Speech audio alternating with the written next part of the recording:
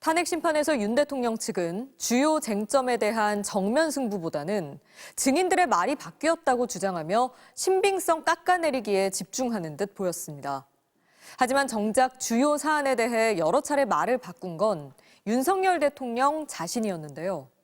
변론이 진행되면서 계속 달라진 윤 대통령의 말을 팩트체크 알고 보니에서 이준범 기자가 따져왔습니다. 비상계엄의 절차적 정당성을 따질 핵심 사안인 국무회의 개최. 5차 변론에 나온 윤 대통령은 비상계엄 전 국무회의가 열렸고 신원식 국가안보실장이 국정원장과 함께 참석했다고 말했습니다.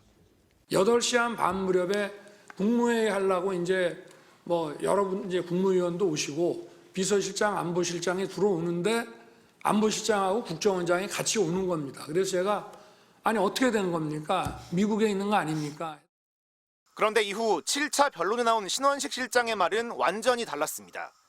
자신은 당일 밤 10시쯤에야 대통령실에 도착했고 국무회의는 열리는 줄도 몰랐다는 거였습니다.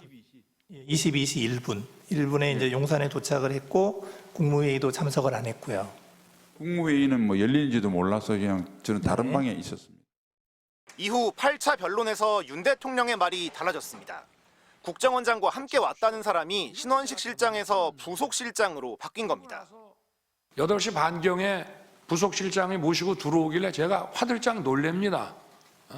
원장님 미국 안 계셨어요? 하니까 핵심 쟁점 중 하나인 체포명단과 관련된 발언도 달라졌습니다.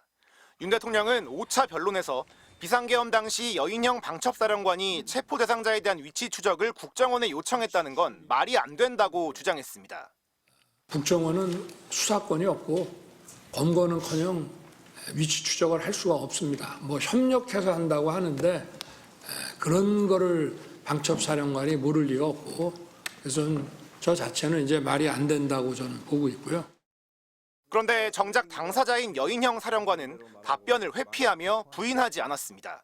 그러면 홍장원 1차장에게 14명 정도를 체포하려는데 또 위치를 좀 확인해달라 이런 말을 하신 기억은 나나요? 그 부분 마찬가지로 형사재판에서 좀 정확히 따질 부분이 홍장원 씨와 관련돼서는 많습니다. 10차 변론에 나온 윤 대통령은 여 사령관이 단순 동향 파악을 위해 위치 추적을 요청한 거라고 말을 바꿨습니다.